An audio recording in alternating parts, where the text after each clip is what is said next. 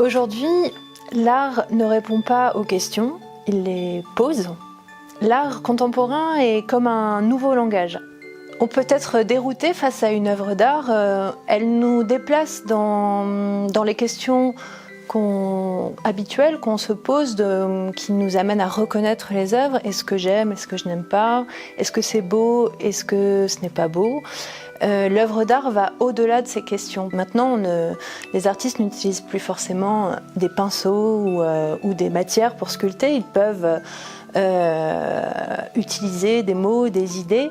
Et l'œuvre d'art est en quelque sorte une décision de l'artiste qui va inviter finalement le spectateur lui-même à se poser des questions et à rentrer dans un jeu d'observation et de compréhension, comme un dialogue.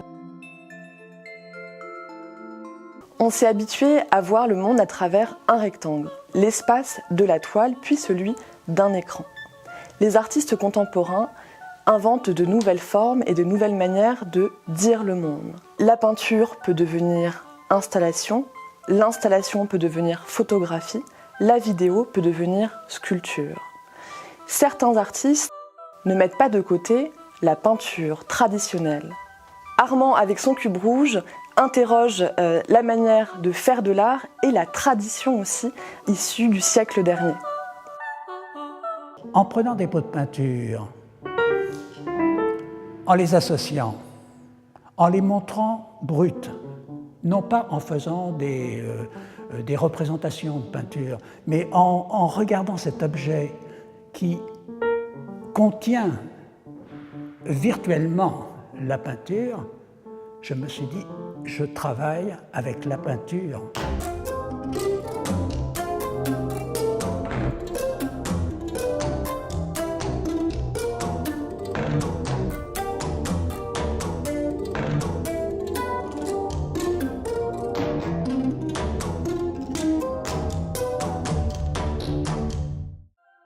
Les artistes font aussi d'autres choses. Ils sortent du musée, ils font de l'art dans la nature. Ils utilisent des éléments naturels, c'est ce qu'on appelle le land art. Giuseppe Pennone, par exemple, utilise des arbres, de la terre, utilise le sol, des suspensions. Il fait de la sculpture d'une toute autre manière.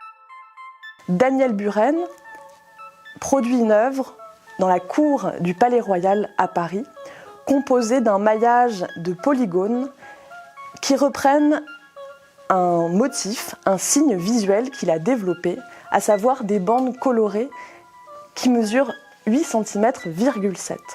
Ces bandes colorées vont venir rythmer le paysage et finalement produire un effet assez inattendu dans l'espace urbain. Nous sommes, en tant que regardeurs, intégrés à l'œuvre d'art. Nous sommes dans l'œuvre et avec l'œuvre. Enfin, les artistes s'inscrivent eux-mêmes dans une histoire de l'art. Richard Foguet, par exemple, reprend des formes qui sont très connues de l'histoire de l'art, la petite danseuse de Degas.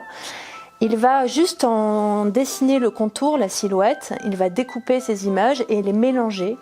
Elles ont une texture qui est similaire, elles sont faites par exemple en briques, on voit un motif de briques rouges. Et toutes ces œuvres deviennent comme des motifs, comme des œuvres qui discutent les unes entre les autres.